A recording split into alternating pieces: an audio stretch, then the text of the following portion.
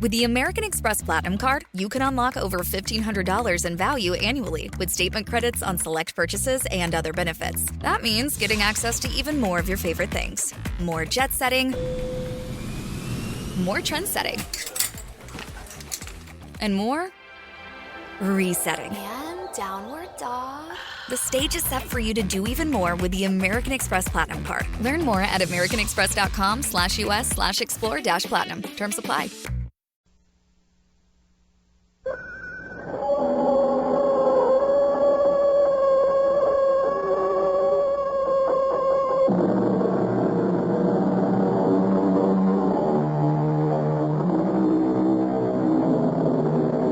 Come in. Welcome. I'm E.G. Marshall. Age feels that youth is not yet mature enough for responsibility. Youth feels that age has passed its prime. The parents insist they have given too much. The children declare it was never enough. In this matter, as in so many others, the definitive word belongs to Shakespeare. How sharper than a serpent's tooth it is to have a thankless child. He must not stay here. Rachel, I cannot believe that you are saying He this. cannot stay here. But he is sick. He will die if we send him away. He must. He can't stay. Why not? Because he wants to kill us. He? This sick, weak, I frightened... tell you, a ravenous beast has come in here in the shape of this young man. Rachel, you are saying that he is some sort of demon in disguise? Is that what you're saying? No, I'm not saying any more. I may have said too much already.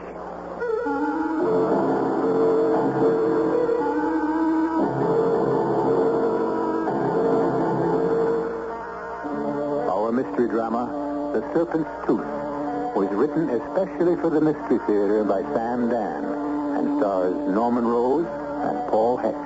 I'll be back shortly with Act One.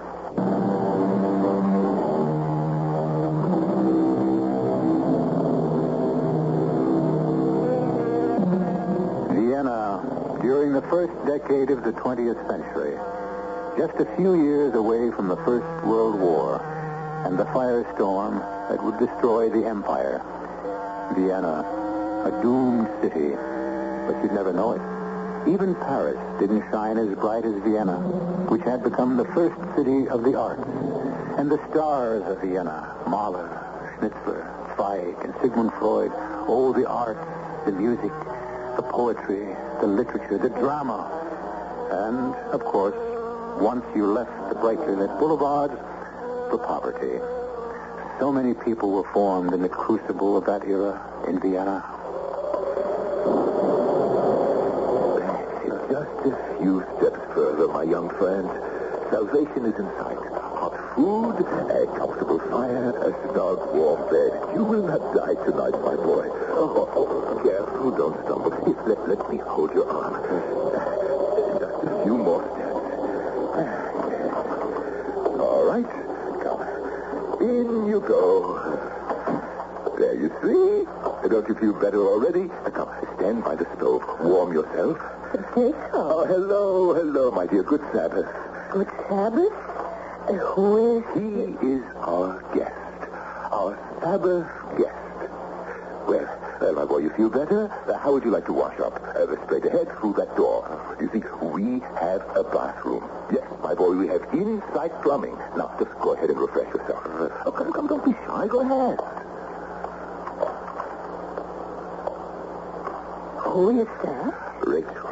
Where did you find him? In the gutter. Obviously. Rachel, we are commanded to bring home a guest for the Sabbath. Oh, please. And it does not have to be well-dressed or respectable. But there should be limits.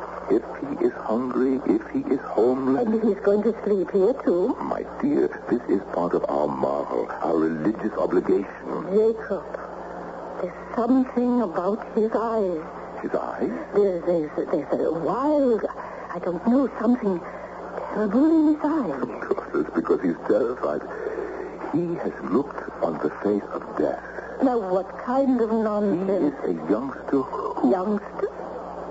He's at least 20. Well, you see, he had decided to die. What What are you talking about? You know how children are. Not a They child. decide that life is unbearable, and so, well, they lie down and die. And that is what he did, right there in the street. This is what he told Oh, you. no, he didn't tell me. He hasn't spoken a single word to me, but I can see it in his eyes. And there he was, lying in the gutter. I stumbled over him. He could have been drugged. No, not a sign of liquor. I know that if I had not picked him up, if I had let him lie there, Rachel, he would surely have frozen to death. All right, And all right. besides, he is an artist. How do you know? In this little bag, obviously all he has in the world, a threadbare shirt, some torn socks, and look, paint brushes, pieces of charcoal, and some small sketches. And they're not at all bad. Who knows? We may have saved the life of a future genius.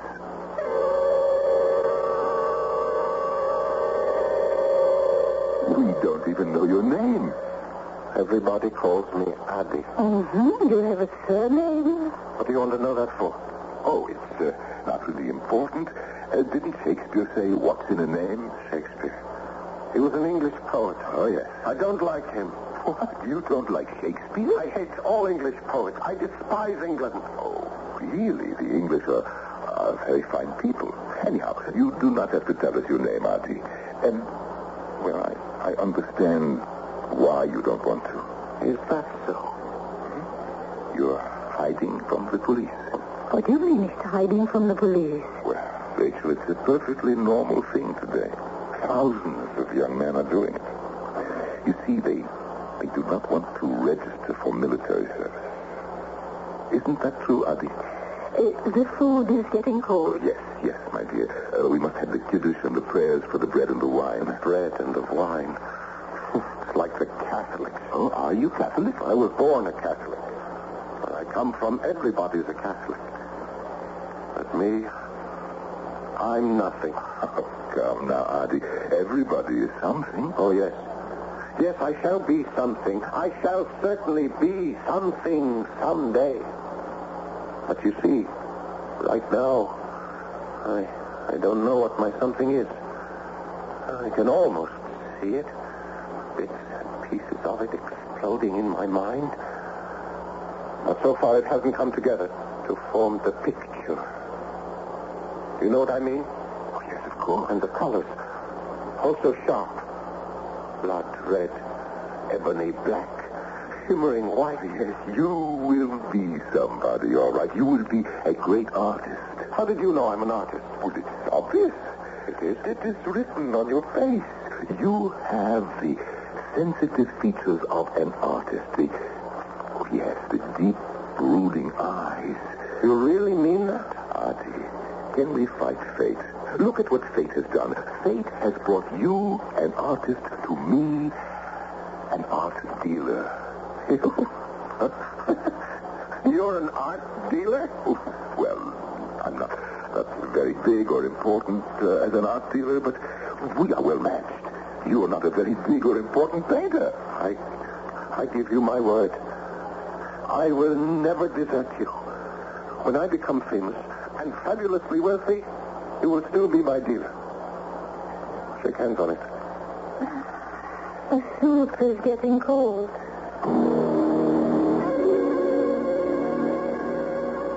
Jacob, this guest of yours. Auntie. Well, how long is he supposed to stay? Oh, well, He's still asleep. What do you mean he's still asleep? You left the house this morning, he was still asleep. The morning was gone, he was still asleep.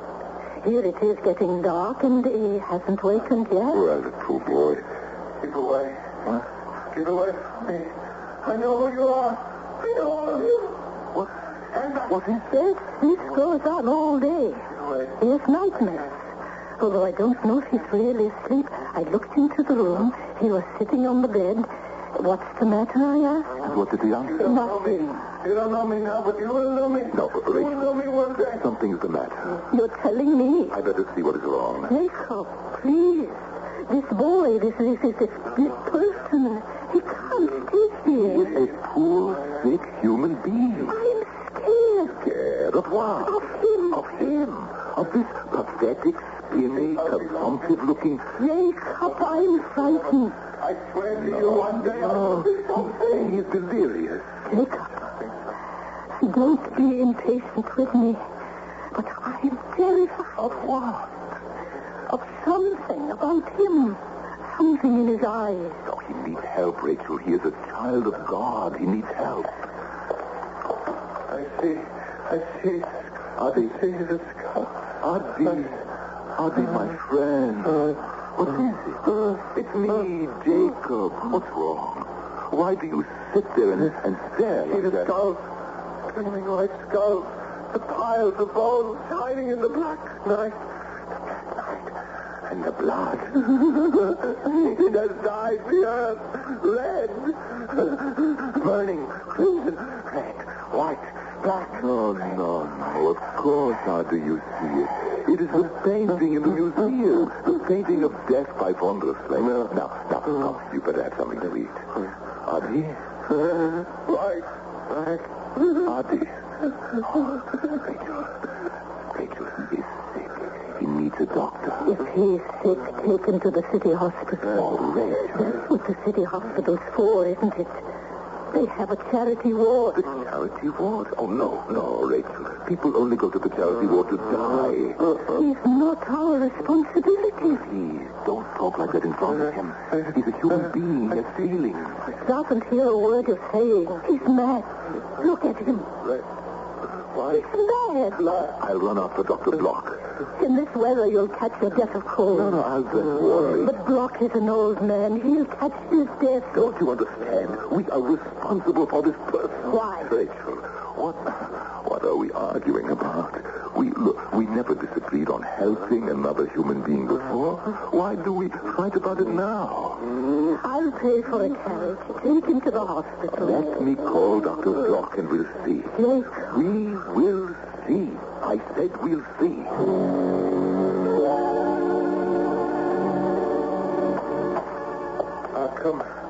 Come in, Dr. Block.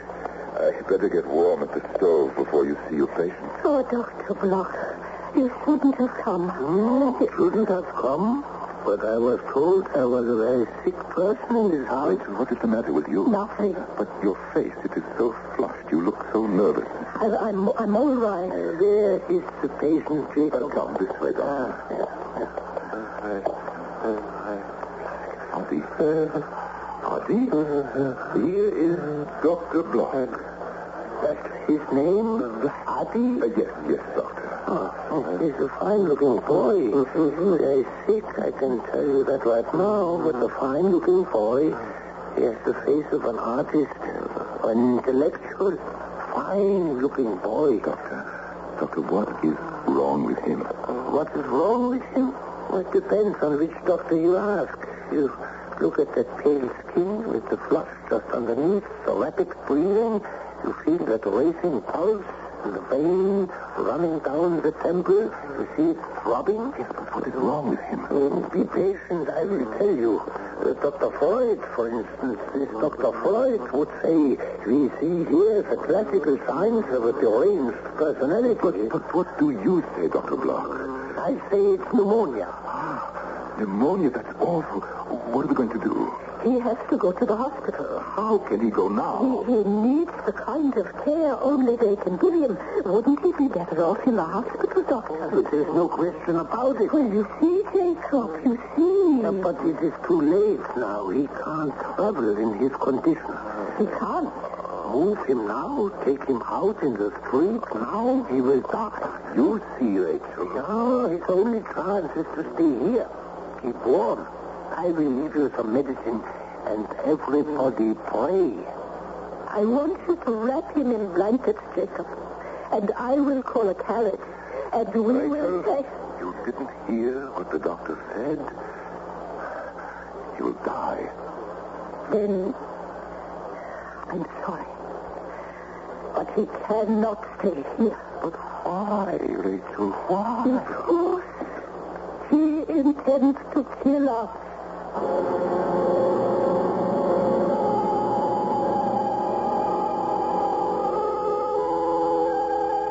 She's a good woman. She's kindly, warm-hearted, and hospitable. And you could feel the distress in her voice as she spoke those words that sounded so harsh, so alien to her nature. To turn that young man out into the street would, in fact, be a sentence of death. And yet, she could bring herself to pronounce it.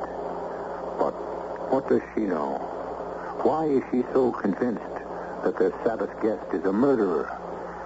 Well, the second act will soon be with us.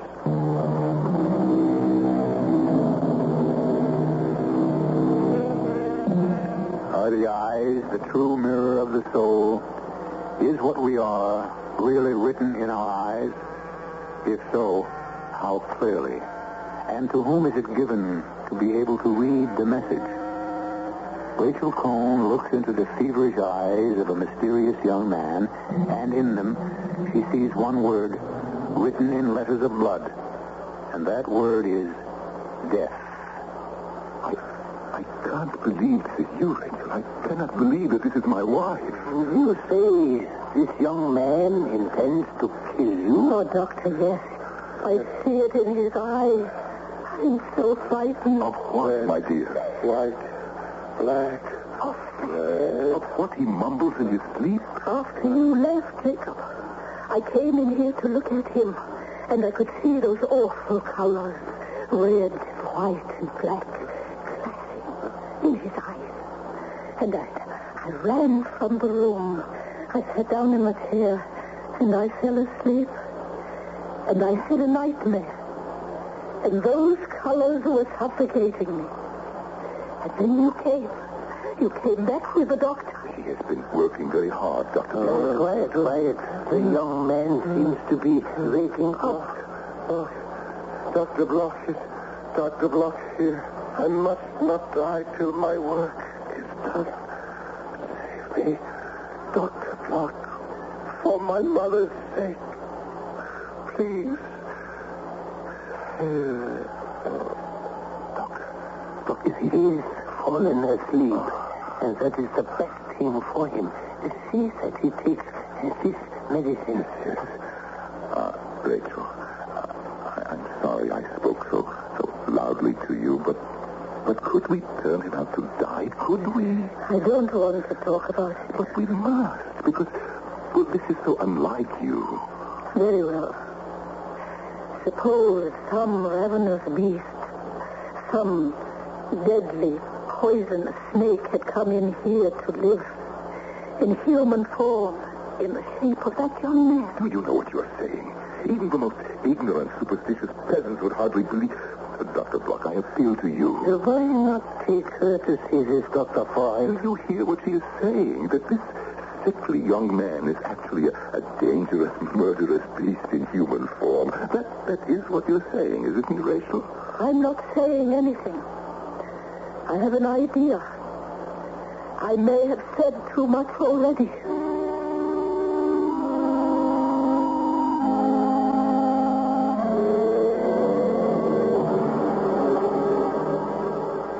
You're up, I see. Yes. What a glorious day. Yes? What little that's left of it? You don't like me. But I like you. You remind me of my mother. She's dead. You have the same rich, dark hair, the same luminous eyes. What are you staring at? Nothing. You are. You're staring into my eyes. What do you see in my eyes? Now? I see nothing. Yes. Just like my mother. Beautiful, kind, and strict. Oh, yes. You have to behave yourself around my mother. My father, he was very loud and he threatened, but he never did anything. My mother, she knew just how to punish you if you deserved it. Your soup is getting cold. You and my mother, you always worry about food getting cold. I have an older brother. He will end badly. When he was 13, he was arrested for stealing. And later on, he was arrested again. My mother wrote him a letter in jail. Do you know what she wrote? Ask me. What did you write? He wrote, "So you are even a failure as a thief. The only thing left for you to do is hang yourself." I cannot believe that a mother could have written such a letter. You're right. She didn't.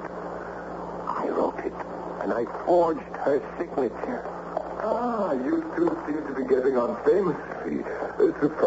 Surprise and congratulations. Adi, I sold one of your sketches. What? Which one? The one that looks like a picture postcard of the opera house. Oh. 10 kroner. Look, here. 10 kroner. 10 kroner. Oh, take your commission. Oh, no. I'm waiting for the big ones. Rachel, you see these 10 kroner? Look at them as the advance guard of an army of 10 million kroner. Congratulations. Rachel, this young man is a fine artist. And you can turn out scores of these little watercolors, even in bed while you're getting better. I don't like small sketches. Oh, yes, but they're very popular. What do the masses know? The ignorant masses. People have to be taught. People have to be whipped. Oh, Adi, you don't mean that. I have decided not to paint anymore. What is this? Here you stand at the threshold of your great success and you say... No more! But you can make a good deal of money. I despise money. Money is the enemy of the creative artist. You will need money to go to art school. I have been refused admission. What? No, that's impossible. The list of all those who would not qualify was posted, and my name led all the rest. Oh, well, that is, I'm sure that is a mistake. You have a fine potential. Yes, it is a mistake. And they will pay for that mistake. All those fine gentlemen, all those stupid, evil gentlemen, I shall pay them back. I shall have my revenge. Yes, of course. Pay them back by becoming famous and successful. That is the best revenge. I have given up painting to be an architect. An architect? The architect shapes the city. Show me the house that man builds, and I will tell you who man is. Yes. Far be it from me to discourage you, Adi, but that requires money. Money? How much money? Oh, hundreds, no, thousands of kroner. How many thousand? How many thousand? 5,000. Oh. Well, I would suppose 5,000. I can raise 5,000. You can raise 5,000 kroner? Why, at 10 kroner a sketch, you would have to paint 500. No, I can have the money by Saturday. You say you can raise 5,000 kroner by Saturday? Yes. How? I shall buy a winning lottery ticket. What do you mean you'll buy a winning lottery ticket? Isn't the winning ticket worth 5,000 kroner? But hundreds of thousands of people buy those tickets. It's no concern of mine. But your chances of winning are only one in maybe a million. I shall win. What makes you so sure? Because I was born to win. I shall become the most famous architect in the world. It is my destiny. Well, if you really believe that... Rachel, why do you feel you must discourage me? No, here, Jacob. Frau Rachel is only doing what she must.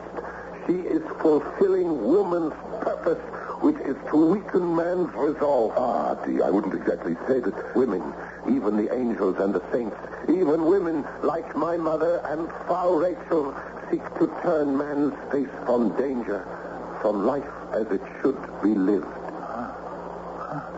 Well, so you really believe that you will win the lottery? If the money is needed to achieve my destiny, then I shall win. All right. How many tickets do you want me to buy? What a question, Herr Jacob. What a question. It's only necessary to buy one.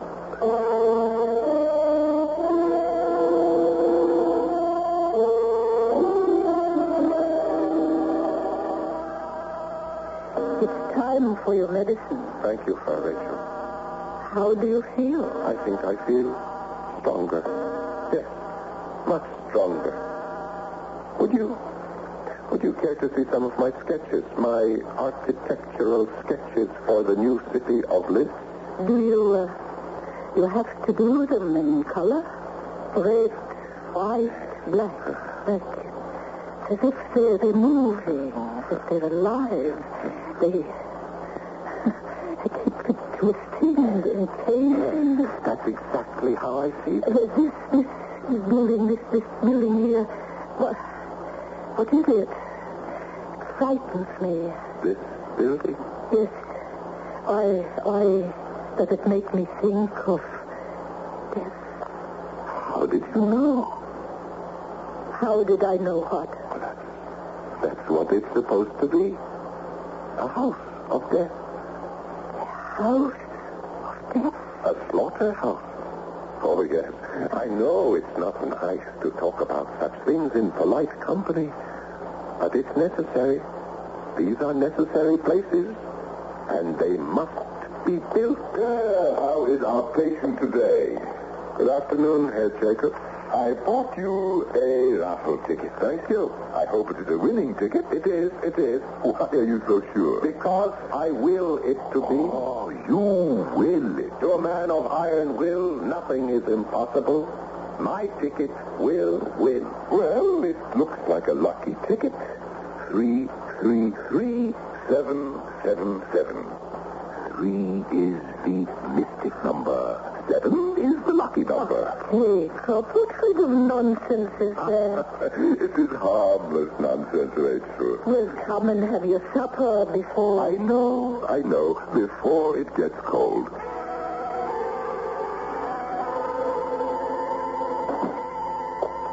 Red, the patient is asleep. Doctor, I must know if he's still in danger. Yes. And especially with the weather being so treacherous. I'm worried. He isn't getting better? I'm worried about you. About me? Why?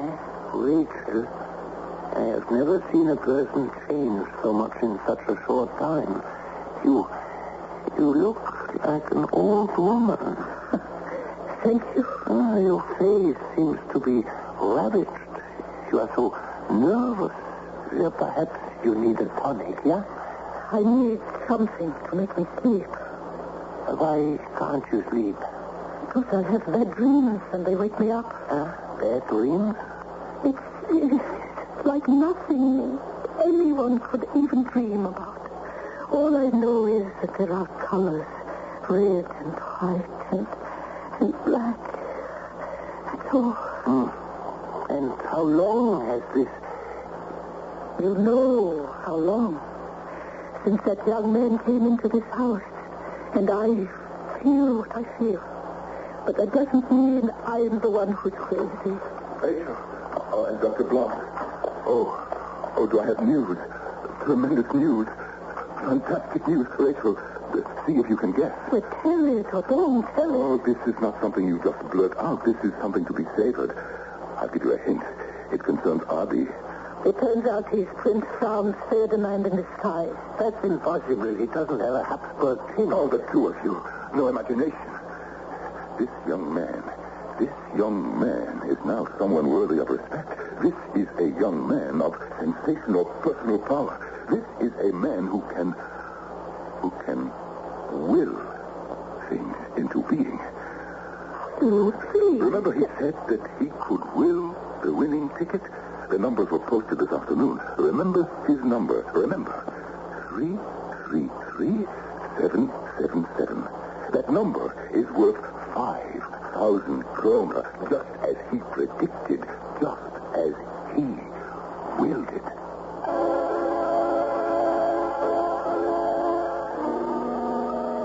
The power of the mind. How do you account for it? So the rational people among us have the solution. Either the wheel was fixed or it was a coincidence. And then, of course, we have the other alternative, which seeks the psychic solution. Well, when I return shortly with Act 3, I promise you an answer.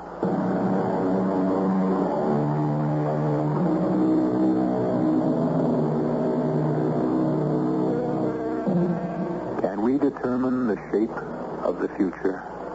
In a general way, the answer is yes, of course. Our actions today will create our tomorrow. But on another level, can we determine the fall of a card if our fingers do not hold the deck, or where the wheel will stop if our hand does not spin it? In other words, can we will the outcome of an event through the psychic forces of our own mind? Can you imagine? Come, let us tell him. Tell him that his prediction has come true. He won the lottery. Doctor, is he well enough to hear such news? It is sure to make him better. Adi, are you awake? Oh, good evening, Herr Jacob. Adi, you were right. How right you were. Do you know what happened? You won the lottery. Oh, you mean you win 5,000 kroner and all you can say is, oh? Why are you so excited, Herr Jacob? Why? Well, because, well, it's the money you said you needed. I no longer need that money. Oh, you think you don't. You young people, you believe the world spins on love and ideals. No, not I. Well, be on the safe side and put the money in the bank. If you give me your ticket, I'll cash it in for you. My ticket? Yes, you have the winning ticket. I'll be 33777. Where is it? Where is it? Don't tell me you lost it. Oh, no. How could you lose it? You have not been out of the house. I didn't lose it. That is something to be thankful for. Come, where is it? I destroyed it. No.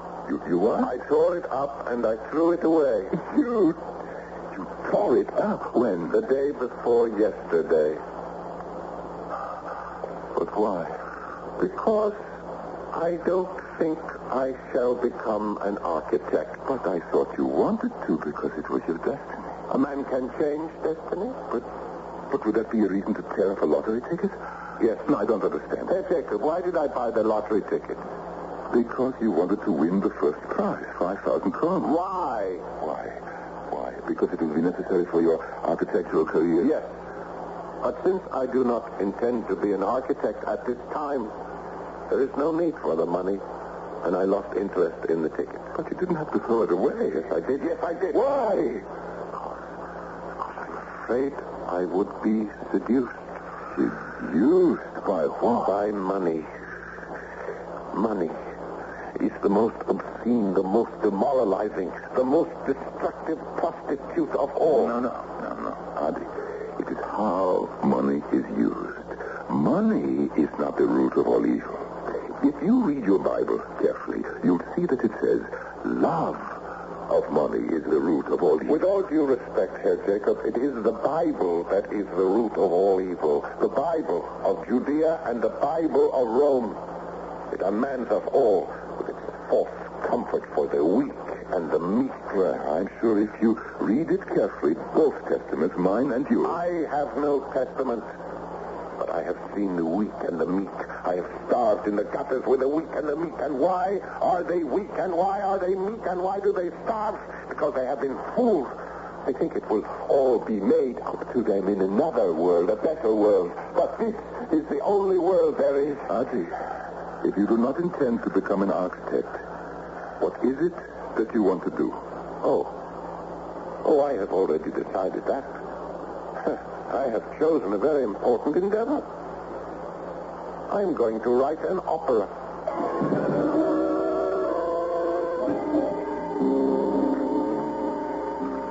How long, Rachel? These tiny cakes, they are delicious, Rachel. They have never been so... Don't change the subject. How long? Well, the boy is sick. How many times must you be told he's not a boy? If you do not believe that he is sick, just ask Dr. Bloch. Yes.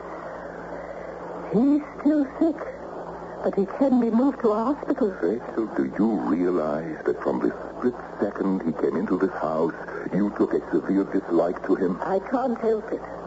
Maybe I can see into the future. That is impossible. But these terrible colors, red, black, and white. What is so terrible about red, black, and white? I see them in his eyes. Imagination, pure and simple. I'm saying he has some kind of power. Give me an example. If you want to talk about it, let's really talk about it. It's my fault. What do you say? I was never able to give you what you wanted more than anything else in the world.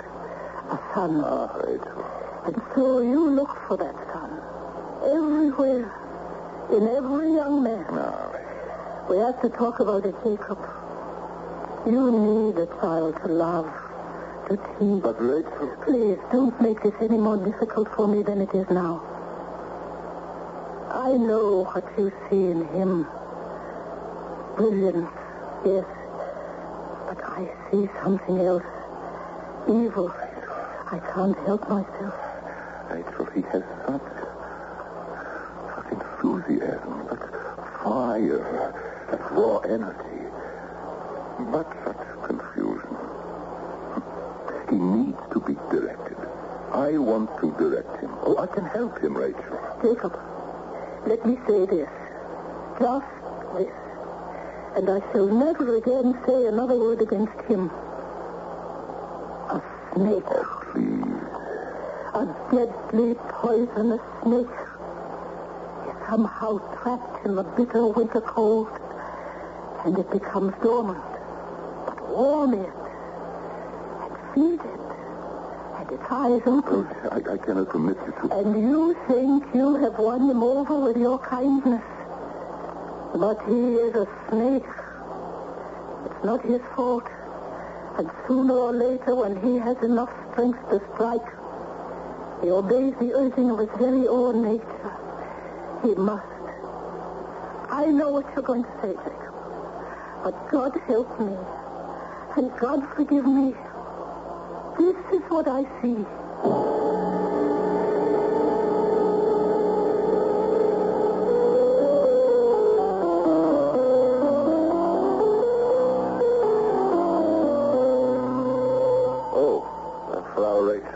What are you doing out of bed? Well, I was feeling a bit stronger this morning. Uh-huh. I didn't know you played the piano. Oh, yes. I have a friend back in Linz, August Kubizek, Auguste. He's a musician. You'll meet him one day. I would listen when he took his piano lessons. That's how I learned. You play very well. But I don't know how to write music. You see, I am able to compose music, but I don't know how to write it. Well, you could learn. I have no time. I have so much to do. Do you write music for Rachel? A little. Oh, well, would you help me write down my opera? It's the kind of opera Wagner would have written. He should have written it, but he didn't. And so I shall. All the music is running through my head. Do you have a name for the opera? I have the name, the story, everything. It's called Wieland the Smith. It's the ancient heroic legend of Wieland. You see, one day, the wicked king cruelly, carelessly lames Wieland for life. And Wieland takes his terrible revenge. He rapes the king's daughter, he kills the king's sons, and then uses their skulls as drinking cups for wine. But, isn't that somewhat... And in the glorious climax, he hammers a pair of wings in his forge, and he flies away. Can you see that shining moment? What is the purpose? Revenge. Wieland the Smith is the personification of revenge. Implacable, ruthless revenge. But is it necessary to be so violent? Yes. Violence, storm, stress. Wasn't that how the world itself was created? Well, there are beautiful things in this world, too. Yes, Rachel. I agree. And the most beautiful thing of all is violence.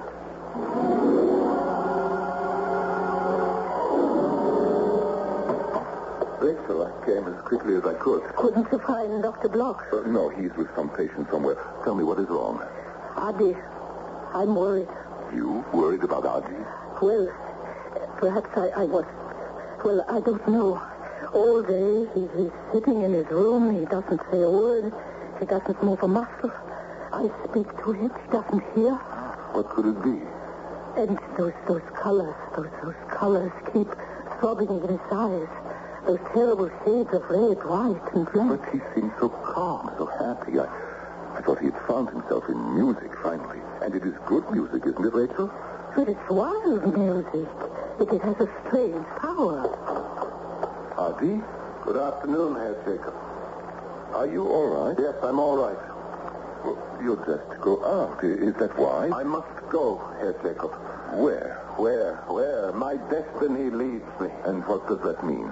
Your opera, haven't you finished? There are so many more important things in this world. But it's good, it's good. Artie, I say this only in your own best interest, but you must learn how to stick to something. I'm holding on to my destiny. Who is it? After me. Into the other room, quickly.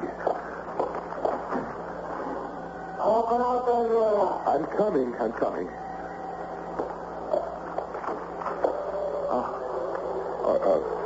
Yes. This is the home of Jacob Cohn and his wife, Rachel Cohn. Oh, yes, Inspector. Won't you come in, please?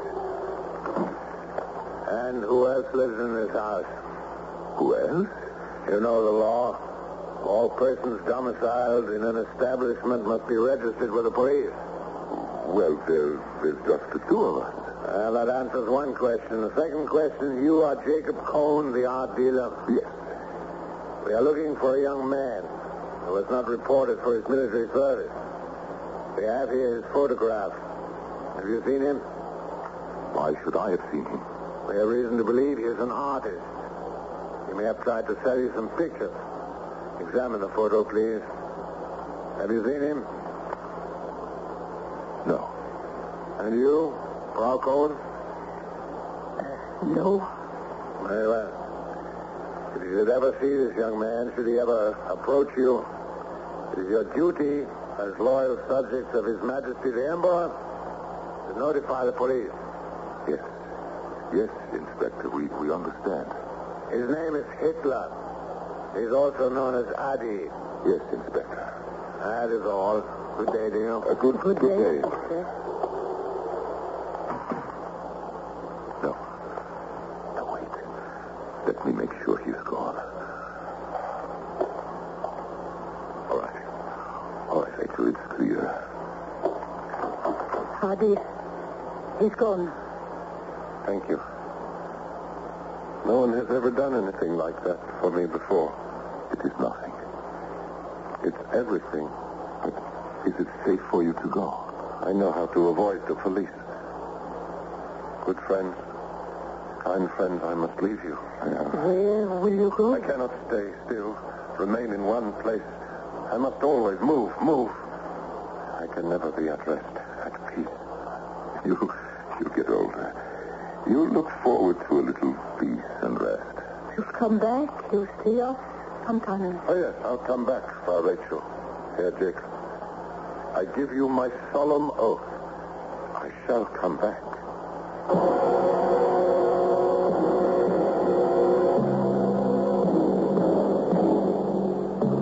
And he did.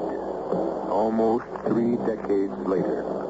He came back in a swirl of the red, white, and black. A sea of red, white, and black banners. A stark black swastika centered in a pale white circle against the blood-red field. He came back to realize his vision. The gleaming white bone shining in the pitch-black night, while the earth had turned a burning crimson. I shall be back, but for a more peaceful purpose.